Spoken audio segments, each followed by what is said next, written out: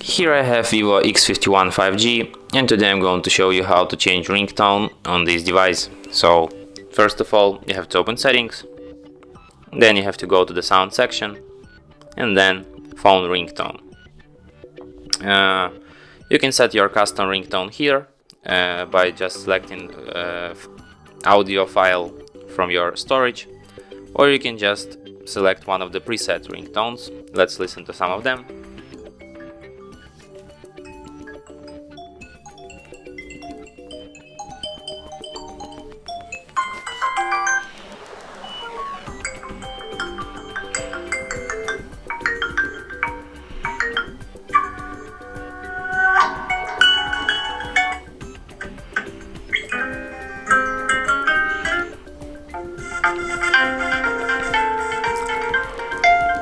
I guess I'll just go with this one. And that's it. Thanks for watching.